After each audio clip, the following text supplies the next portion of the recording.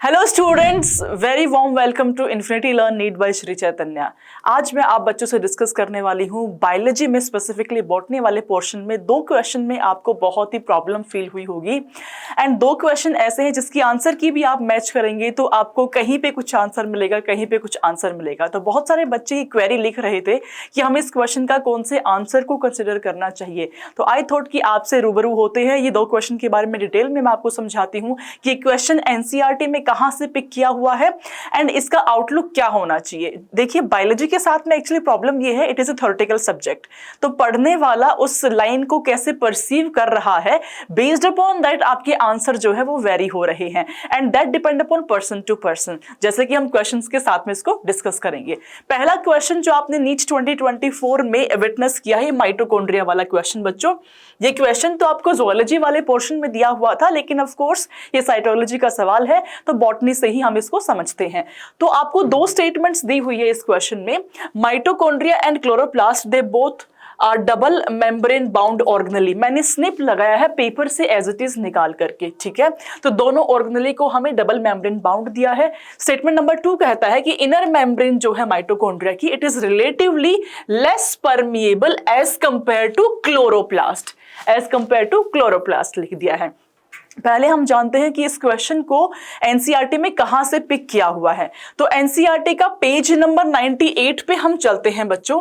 अपनी एनसीईआरटी के page number 98 पे जहां पे आपको क्लोरोप्लास्ट का ये सेक्शनल व्यू दिखाया है, वहां पे एनसीईआरटी ने क्लियरली यहां मेंशन किया हुआ है ये वाली line, like mitochondria the chloroplast are also double membrane bound. Statement number 1 तो आपका यही है।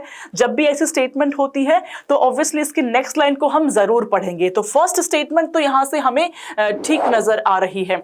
स्टेटमेंट नंबर 2 जिसमें आपकी मेजर कॉन्ट्रोवर्सी है, देखिए स्टेटमेंट नंबर 2 आपकी इस लाइन से ली है, of the two the inner chloroplast membrane is relatively less permeable। अब ये जो of the two है, इसमें दो प्रोस्पेक्टिव आते हैं। पहला प्रोस्पेक्टिव तो ये कि ऑफ द टू में आप बात कर रहे हो माइटोकॉन्ड्रिया एंड क्लोरोप्लास्ट की, तो out of mitochondria and chloroplast your inner membrane is less permeable, यहां पे लिखता है।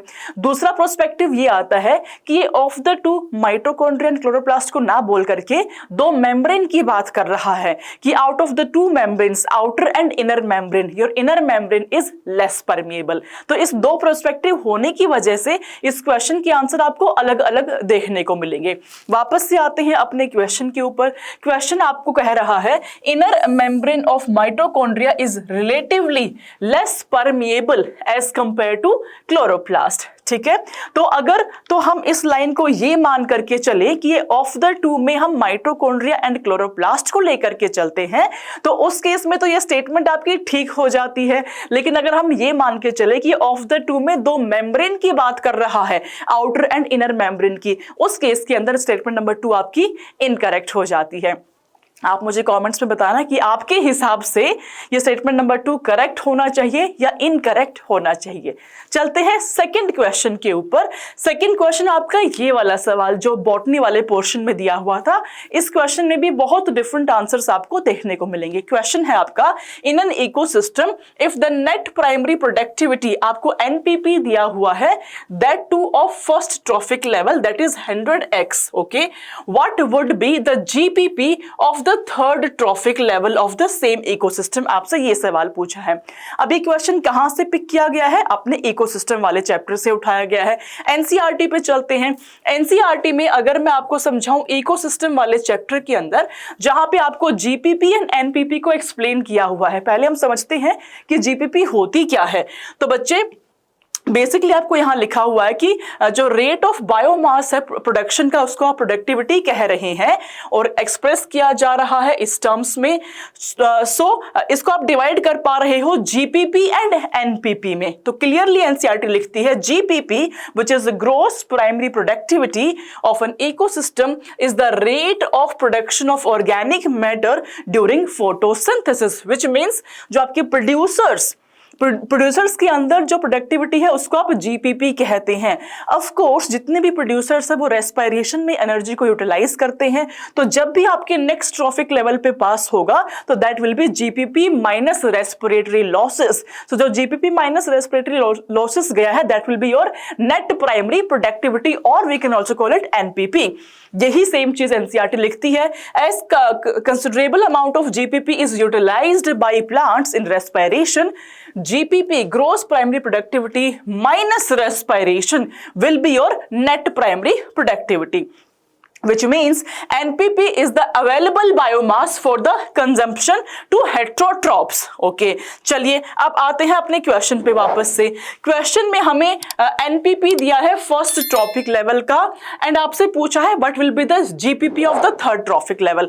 तो कुछ लोगों ने तो इसको 10% लो से सॉल्व किया कि भाई आपको 100 दिया हुआ है तो फर्स्ट के ऊपर 10 हो गया, 10x हो गया, 10x के कैलोरीज, एंड आपके थर्ड के ऊपर 10% लो से इसको 10 गायब कर दो, x हो गया। तो कुछ लोगों का इंटरप्रिटेशन ये है कि आंसर जो है आपका x मतलब ये वाला आंसर होना चाहिए, लेकिन यहीं पे एक सेकंड इंटरप्रिटेशन आ जाता है, वो ये कहता है कि एनपीपी तो आपका अवेलेबल बायोमास है, तो हम ऑलरेडी सेकंड ट्रॉफिक लेवल की ही बात कर रहे हैं।